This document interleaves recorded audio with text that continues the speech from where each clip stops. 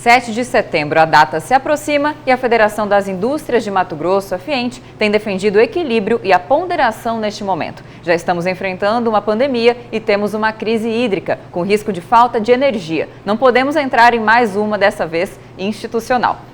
E é para falar sobre esse e outros assuntos, inclusive a ferrovia estadual, que está aqui no Jornal do Meio-Dia, o presidente da Federação das Indústrias de Mato Grosso, Gustavo de Oliveira. Boa tarde, presidente. Boa tarde, Lúcio. Boa tarde, Camilo. Presidente, de forma assim, bem didática, para que os telespectadores possam entender melhor, qual ou quais, os benefícios dessa ferrovia estadual aqui para Mato Grosso. Como é que isso pode ter reflexos na vida de quem vive aqui?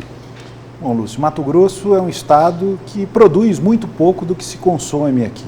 Então, para que os produtos possam chegar aqui, vindo de São Paulo, Rio e outros países, eles têm um grande percurso rodoviário para fazer. Hoje eles já fazem isso até Rondonópolis. E com a construção desses dois ramais, um ligando Rondonópolis a Cuiabá e outro ligando Rondonópolis a Lucas do Rio Verde, nós teremos mais quilômetros percorridos em cima de trilhos, que é um frete mais barato do que o frete rodoviário. Com isso, o combustível vai chegar mais barato, diversos insumos para as indústrias que produzem aqui vão chegar mais baratos e também o próprio agronegócio. Vai dar para baixar imposto ou não? Olha, acho que aí não. Abaixando o preço, já se paga menos imposto, já é um avanço.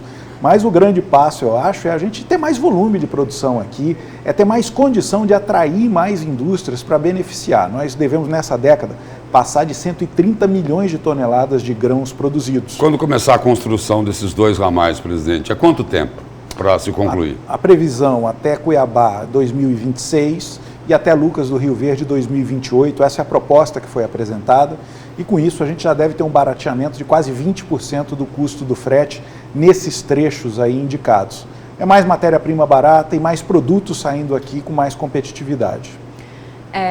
Sobre a reforma tributária, agora um outro assunto. Ontem, a Câmara dos Deputados aprovou o texto base da reforma e, no ponto de vista do senhor, isso será bom para as indústrias em todo o Brasil? O texto base, todos os pormenores ali. Camila, primeiro, essa confusão institucional que se criou, ela se reflete também nesses assuntos como a reforma tributária. A hora que a Câmara aprova um projeto, modificando o impacto desse projeto para os brasileiros e para o governo, sem estimar direito qual é esse impacto, isso gera uma ruptura muito difícil de ser superada entre o Executivo e o Legislativo. Voltando à ferrovia, o grande avanço que nós tivemos de ontem para hoje foi que o Ministério dos Transportes, articulando com o Poder Executivo Estadual, autorizou a construção dentro dos parâmetros feitos aqui. Se os governos estão em briga, um autoriza, o outro desautoriza e isso vira uma confusão. Assim está com a reforma tributária e assim está com diversas pautas no país. Então, é muito importante que a gente entenda que a reforma tributária precisa acontecer, mas ela precisa reduzir a carga tributária dos brasileiros e garantir que o Estado brasileiro não tenha que criar outros impostos para compensar perdas que a reforma traz. Só para ilustrar esse embate institucional que existe, nessa semana o deputado José Medeiros disse aqui no Jornal do Meio-Dia que a iniciativa do governador Mauro Mendes da ferrovia estadual era uma espécie assim de golpe pelas costas no presidente Bolsonaro. Só para ilustrar. E o governador foi muito hábil, foi a Brasília, ontem teve uma reunião muito longa com o ministro Tarcísio e com a equipe técnica para costurar essa solução. É isso que eu digo, quando os poderes sentam, quando as autoridades sentam e conversam e convergem, quem ganha é a população. Que sentido faria, Lúcio, por causa de um problema burocrático, a gente continuar sem ferrovia, uma ferrovia já devia ter chegado no Médio Norte há mais de 20 anos e em Cuiabá há mais de 30. Certo. Em relação, presidente, ao 7 de setembro, Lúcio, que está um assunto tão comentado, inclusive a FIENT emitiu aí, um manifesto. Historicamente, a federação tem se manifestado em momentos cruciais da democracia. Por exemplo, na época do impeachment da ex-presidente Dilma, a FIENT também endossou manifestou, assinou um documento que foi enviado e isso foi endossado pelo povo que foi às ruas.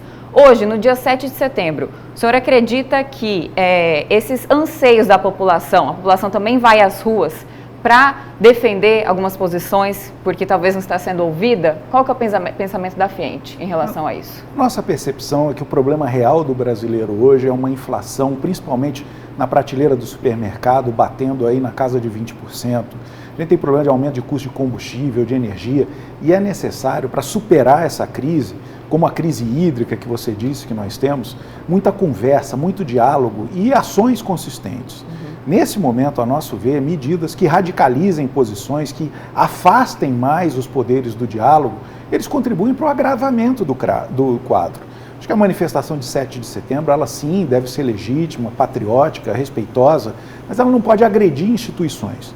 A própria Federação das Indústrias é uma instituição, não faria sentido nós agredirmos outras instituições. E lembrando, o Lúcio acompanha aí muitos casos em que nós tivemos que recorrer ao Poder Judiciário para corrigir problemas legislativos que o Executivo às vezes editou ou que a Assembleia aprovou leis que iam contra a indústria. É porque nós temos aí a energia num patamar 2 reajustado, não é isso? Temos aí os preços altíssimos dos combustíveis, né?